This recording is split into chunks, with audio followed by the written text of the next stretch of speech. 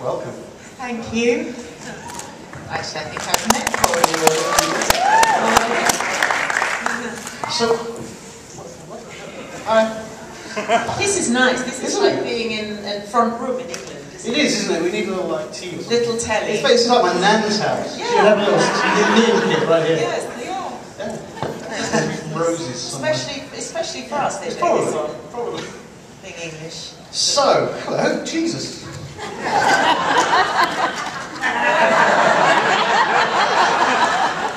haven't seen so many cameras, bloody hell. Everyone ready? So, obviously Q&A. Do you have questions? Yes. Maybe we should do a line-up. Maybe I don't know. Shall I do? Yeah. You know what? Line up here. And if you have a question, come to the front, and then I can sort of give you the mic. That way, people can hear what you're saying. So come to the front if you have a question. Come to stay there. Come here.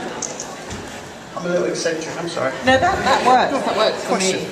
I have a very weird question. Oh, shit. Oh, can I just say, if you ask me really difficult questions, I might not be able to answer them, but I'll try my hardest. Weird. Is it Brodicea?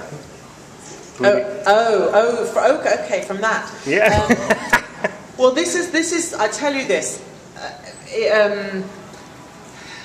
I don't know if you know this character. I did a television movie about an English warrior queen who has always in the past been referred to as Boadicea. But that's actually because I think it was a Victorian had gone back and had looked at the writings. It was a Roman who had written her history, and they had wrongly translated her name, and so they translated it into Boadicea, but in fact it is actually Boudica. Yes. And I thought you were going to ask me something about Doctor Who. My first question. Oh, go on. Hi. Hello. Do River and the Doctor have pet names for each other? Spoilers!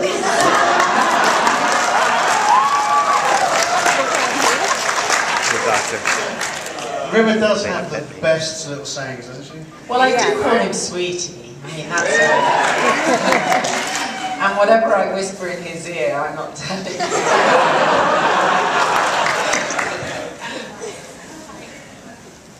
In the last episode, the Wedding River song, I believe, what exactly was the outcome? What I didn't understand it really. Did the Doctor die, or did he? What was that gleam in his eye? Was basically what I'm trying to ask.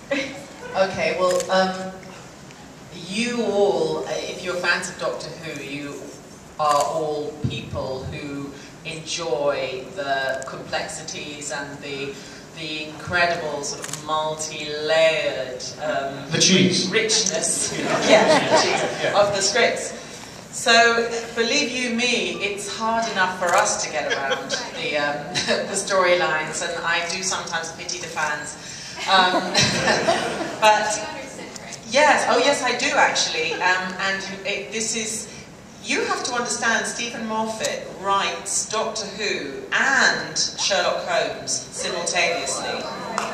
So he has a brain like the TARDIS. I mean, it's just all over the place. So essentially, the Doctor was for, I don't even know how many episodes. He was a tesselector. Right. He was a robot. He wasn't himself. So the little gleam in his eye when we married, when he said, "Look into my eye," I saw him. Because he was his little self inside.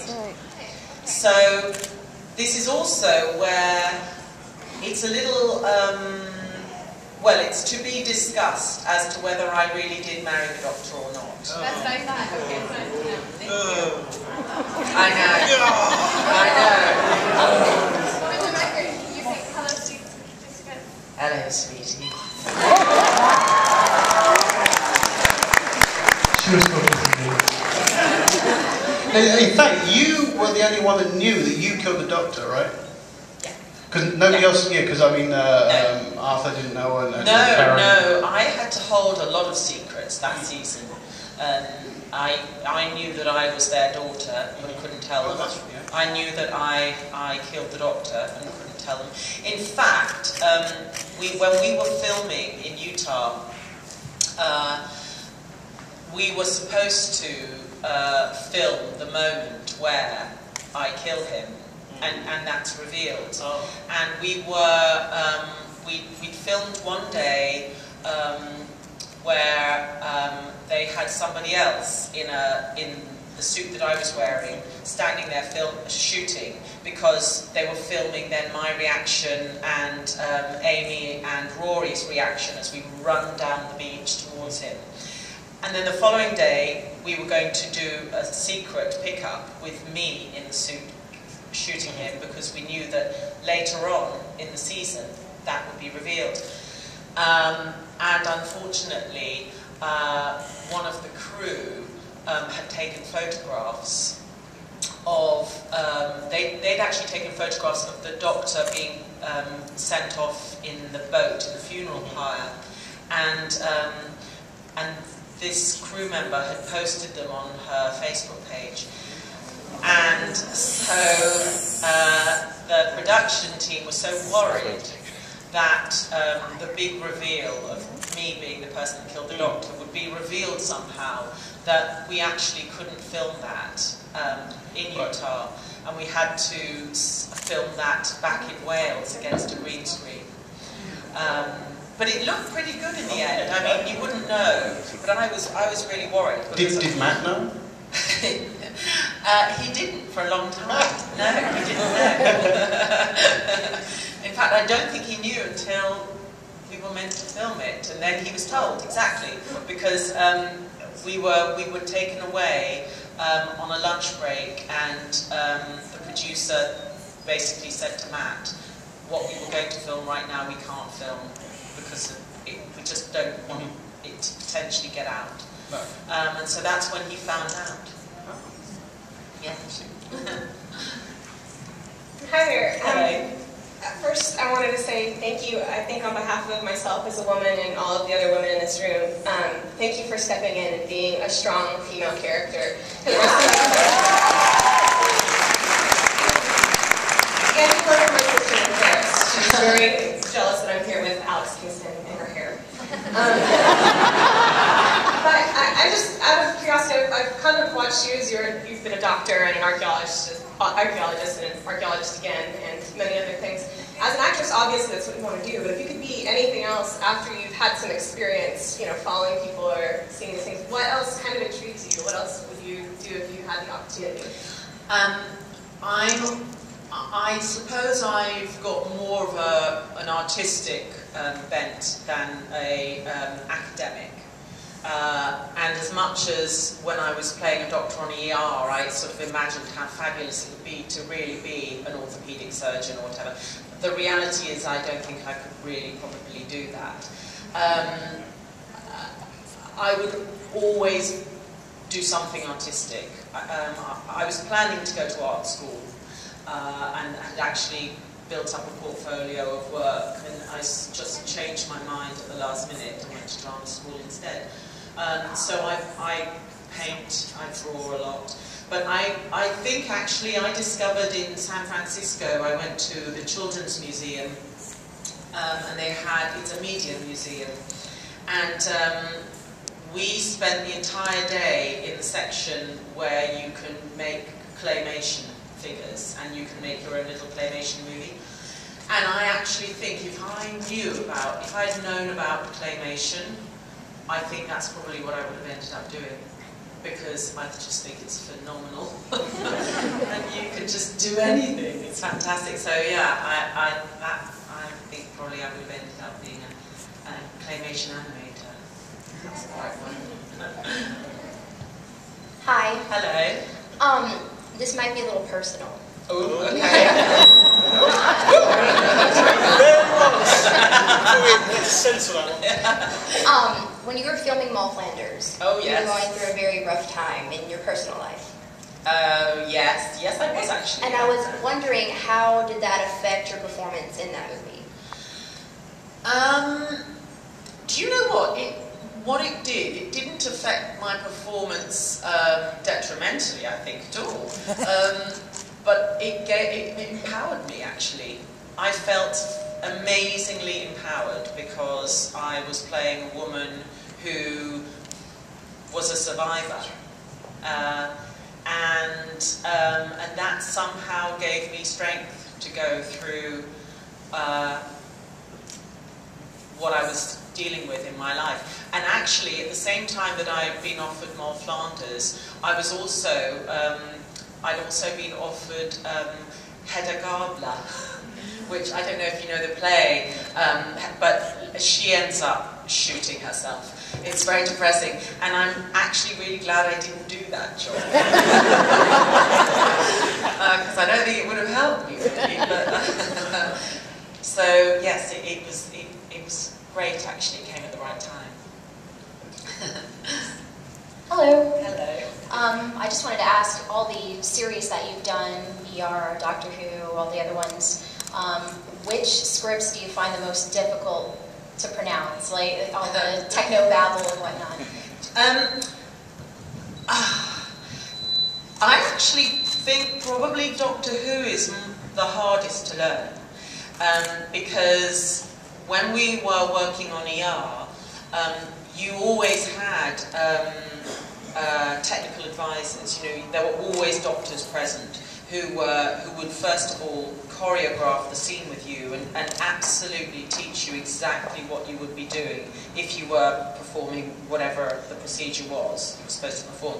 And they would also, alongside pronouncing the difficult words, they'd also explain what that word was and why it was written in the way it was written. Whereas And Stephen Moffat would just kind of mix. Yes, and he certainly isn't around to explain it, let me tell you. So it is quite tough, actually, but it's fun. Does he just come up with things off his head sometimes? So like, well, he's pretty off his head, but I mean, you know. Well, I don't know. I mean, we don't see him. He's not on set all the time. We don't see him that often. Do you do the sit around the table and do the pre? Yeah, we do. We always have a read through. Because I remember Russell, he was big on that, wasn't he? Yeah. And Steve does the same. Yeah. Oh. Well, yeah. No. Stephen is now he's the showrunner. Yep. He's the executive producer now. But you can call him if you're confused or whatever. You can call him. But usually the other producers involved have been prepped by him, so mostly they can answer the questions themselves. But the thing is, because Stephen, like I said a little earlier, you know, his head is like the TARDIS, because he has so many, it's almost like a jellyfish with these thin strands that just stretch out into infinity. And you sort of just have to go with it, because you know eventually that loose end is going to connect somewhere at some point. And so there's no point in even getting him to tell you why. Ultimate Why am I wisdom. doing this? You just have to trust, and it's amazing because well, it's working. Yeah, it does work, exactly. Hello. Of all the series that you've done, what is it that makes Doctor Who so special to film? You know what I love about the show? In England, I mean, this 2013 is going to be its 50th anniversary, and there have been, I mean, so many generations. In England, it's sort of almost like toast and marmalade. I mean, everybody has grown up falling in love with their particular doctor, and it's been very much part of the fabric of English culture in a way. And you can literally you can be sitting watching it with your young children, your parents. You know, it's like there can be 4 generations watching and all having a really strong connection to the show. And I think it's one of the very rare examples of a show being a true family show. And it doesn't spoon feed anybody.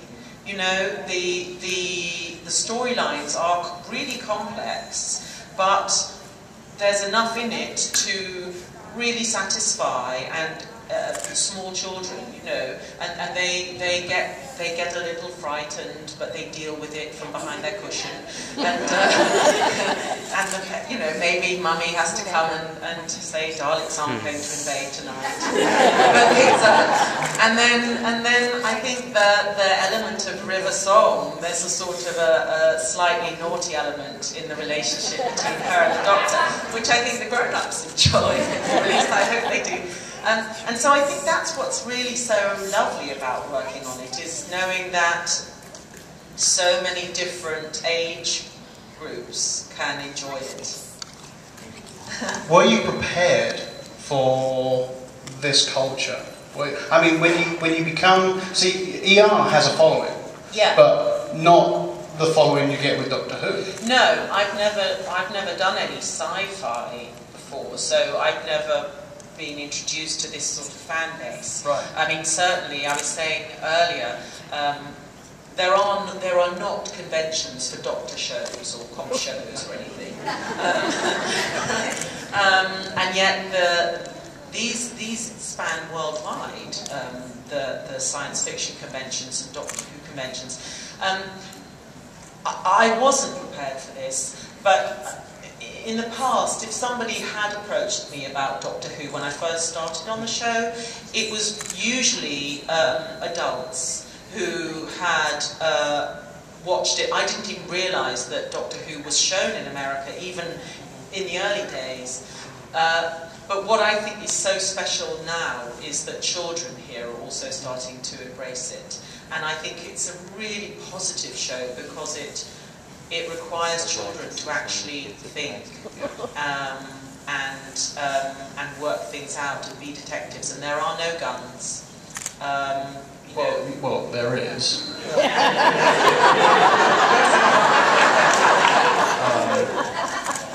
Sweetie. Well, I'm the bad girl, all right? But on the whole, we fight the enemy with our brains. Yeah.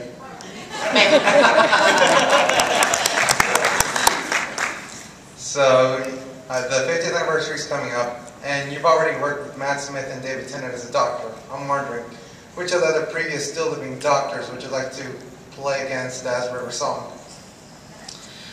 Well, you don't know who they are yet. How many men can you handle? I meant doctors. I'm just trying to remember how many men I handled on More Flanders. I think it was 7 or 8. Well, you've only got 11, so continue. I'm not answering your question. Hi, I was just wondering what was the funniest moment you've had on set on Doctor Who, or otherwise?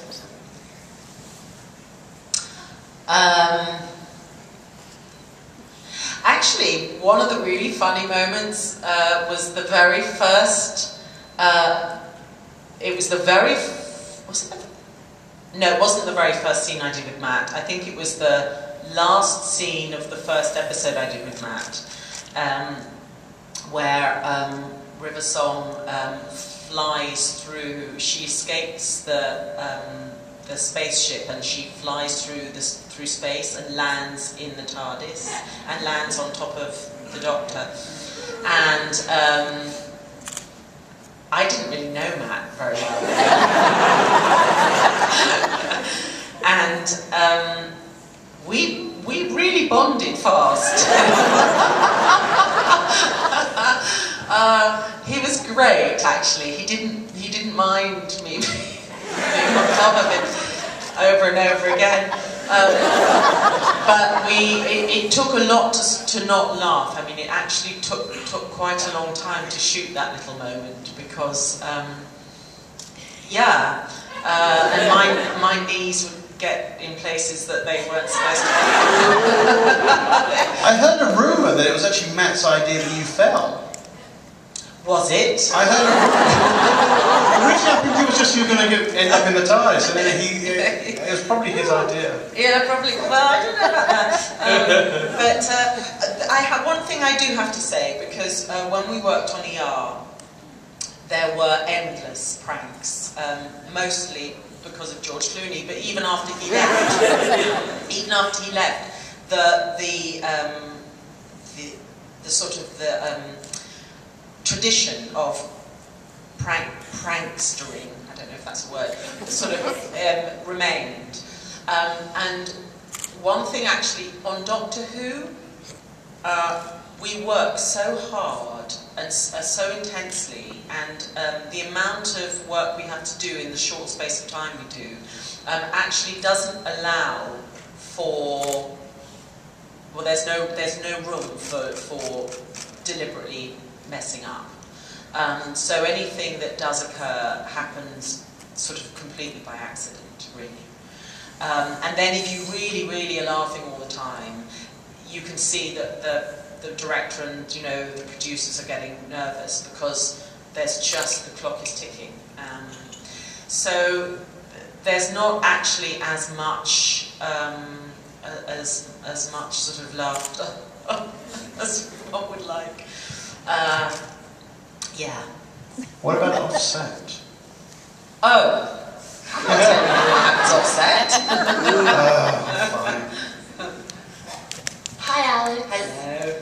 I've seen this outfit. It's just phenomenal. I love So, it. since River Song was such a big hit with the fans, and she probably has a lot of adventures on her own, do you think that you could see yourself starring in a River Song spin-off show? Do you know, it's funny because quite a few people have said this to me, and it sort of hadn't really occurred to me. See, I think if I was to do a spin-off show, it would be very adult, and I don't think the BBC would be very happy. Well, that's what we got Torchwood for, isn't it? Well, but actually, what's his name? John. John, exactly. We were at a party together just recently, and we both found out that we had the same birthday. And so I immediately, I said, oh, that's a sign, and I'm going to write to Stephen, and you write to Russell and tell them that they have to combine us, and we should have our own spin-off show. Well, certainly. Oh my God. Certainly. I don't think any network could handle that. I think it would be great. It would be amazing. I think it would be great. So I'm actually going to write to Stephen and tell him. I wish you all the best. Thank you. Hello. Hello. Well, since you being River Song, you have the fortune of working with David Tennant and Matt Smith, and I think it's amazing. And and I wanted to know what was your favorite moment. It doesn't have to be funny or anything, but with David Tennant and with Matt Smith. David, I only worked on the one well, it was 2 episodes, but so I feel like I worked with him relatively briefly, although in terms of River being River, she knew him more than he realised. But as an actor working on the show, I've got to know Matt, obviously much better. And David also, at the time that I came in, he already knew that his time as the Doctor was coming to an end. And so he was a little more sort of serious. I did wind him up though, because in the moment where I do whisper in his ear, I was whispering things in his ear. And there's quite a lot of outtakes. Him not being able to keep a straight face. But I'm not going to tell you what I was whispering. But I mean, Matt is great. He's because he's at sort of the start, or certainly he was at the start playing the Doctor. He, I think, needed somebody who'd already been on the show, which is why I think I was brought in, to kind of just reassure him and make him feel comfortable, which he did really quickly. He's definitely a different character. He's a different personality to David. David's actually, funnily enough, slightly more introverted and a quiet person, whereas Matt is pretty rock and roll. He's a naughty, naughty boy, and I'm stuck with him very often.